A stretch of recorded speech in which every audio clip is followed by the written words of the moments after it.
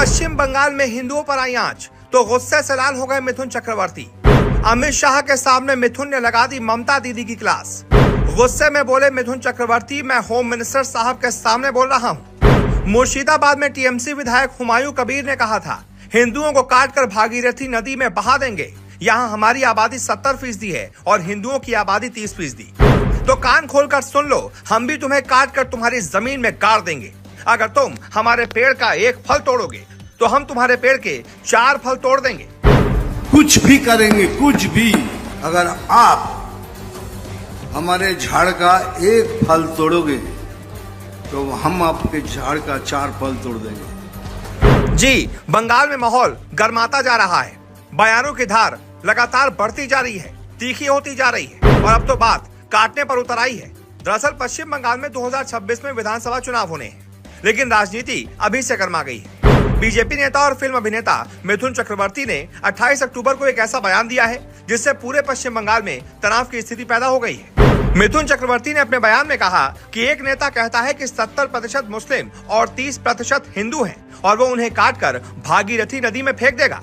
मुझे लगा कि मुख्यमंत्री ममता बनर्जी कुछ कहेंगी, उन्होंने नहीं कहा, इसलिए अब मैं कह रहा हूँ, हम उन्हें काट देंगे और जमीन में दफना देंगे।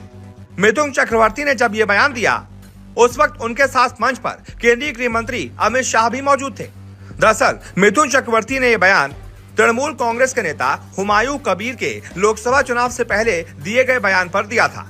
तृणमूल कांग्रेस के नेता हुमायूं कबीर ने धार्मिक आधार पर प्रतिद्वंदी पार्टी कार्यकर्ताओं को धमकाया था और चुनाव आयोग ने उनकी निंदा की थी। हुमायूं कबीर ने बीजेपी कार्यकर्ताओं को उन्हें काटकर जमीन में गाड़ देने की बात कही थी।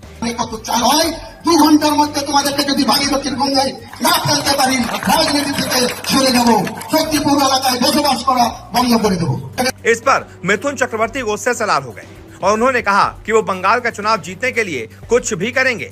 जो लोग उन्हें गाड़ने की बात कह रहे हैं, मिथुन चक्रवर्ती उन्हें काटकर उन्हीं की जमीन में गाड़ देंगे।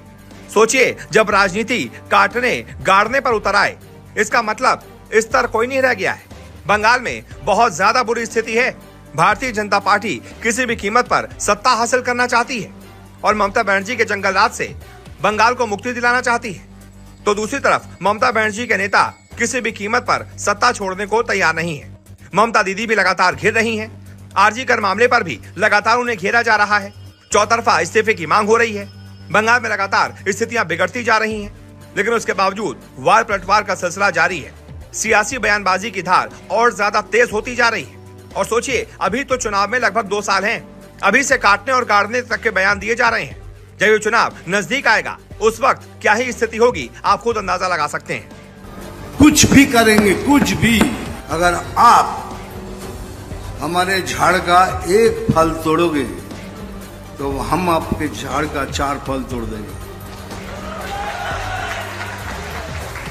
यही बात है, यही सच्चाई है। नहीं तो हम कभी जीत नहीं पाएंगे। ये हमको मारेंगे, हमारे भारतीय हिंदू वोटर्स को वोट नहीं करने देंगे और उसी तरह वो जीतेंगे।